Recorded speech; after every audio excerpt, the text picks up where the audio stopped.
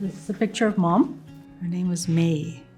This is actually a calendar that my sister-in-law, Wendy, Gord's wife, she puts together one for every Christmas for the next year.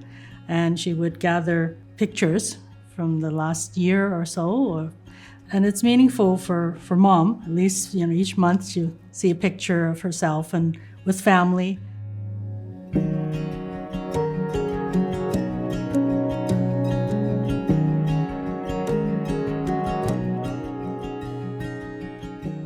I think the dementia as a term is different now than I think when before we had the experience with our mom. I think originally we think of it, or I think of it as memory loss and gradual inability to do things.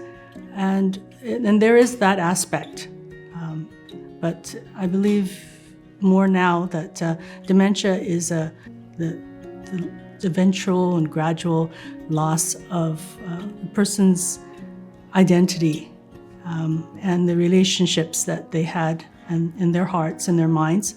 And that's probably the hardest part about caring for a person with dementia and helping people to understand that. The aspect of physical care is one thing, but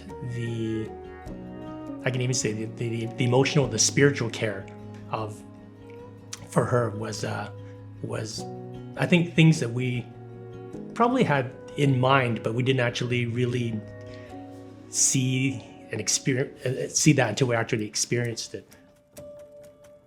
When Mom was a teenager, that was during the Cultural Revolution in China. And so actually a lot of people were trying to get out of China as soon as possible. She was able to go to Hong Kong instead. And in order to make a living, she and some neighbors would do piecework for the factories that were doing beading or making artificial flowers. And so she learned some skills there. Things like embellishing this vase. This is the kind of thing that she learned to do, a lot of very detailed work. But anytime she saw something that was crafty, something that she could do herself, she would try to copy that.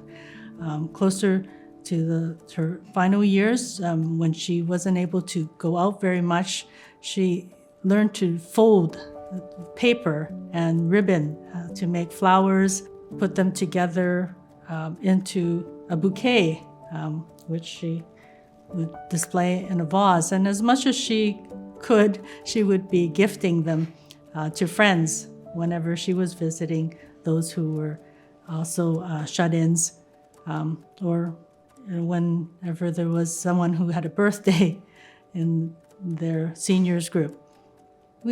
Something I had to learn to appreciate because it just became a lot of clutter at home. But we realized that this was, from her heart, and she was preparing these and keeping them aside so that she can give them away whenever she could. These red envelopes in Chinese culture, Asian culture has these, giving them out during Chinese New Year and Lunar New Year. I brought one particular envelope. Our mother would always remember birthdays and occasions and remember all his grandkids' birthdays. She always wanted to give a gift.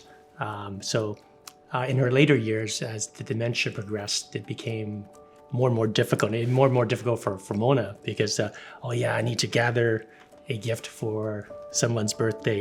I kept one of them. This is the most recent last few years when the dementia had progressed. But it's an older envelope. It's kind of torn or whatever, but whatever she found in her drawers and from previous years. And I think what it was is meaningful to me because it was she had written down as best she could, even in her dementia, the gift of my name, happy birthday, and then she actually signed it with her signature rather than saying Mom because that was all she could really remember to do at that point. But so it's quite meaningful. It's one I kept. So those are the type of things that Mom wanted to do all the time, and we really appreciated her desire to be that way even with the dementia. So yeah. There's a cultural expectation, and I think even a personal expectation that we will care for our parents into their elderly years, and I think that it's an expectation that comes from the parents themselves, and certainly sometimes a promise that we would not place them in a care home, and we have had these discussions directly and indirectly about, at what point would we not be able to care for them. Oftentimes, it is really near probably the end of our rope before we actually seek assistance. We don't often have the time to stop and think, should this be the progress of it? At what point do we need the help? Being able to admit that we cannot do it ourselves is a hard thing. And there's a lot of guilt, a lot of anxiety. That there are limitations that, as much as you may want to care for your family member as in the home as much as you can, there are limitations. But each limitation, it will vary. But so then those conversations have to continue to take place constantly, and also understanding maybe at what point, identifying at what point that realize that as much as there's a desire to care at the home, that it may not, it's not healthy for the caregiver, and therefore not healthy for the one you're caring for. So, but it's a very tough decision at that point and a tough conversation. But I think we would encourage that take place, because as the caregiver, you may not even know that you're already at your end of your rope, and it's not good for anybody for that.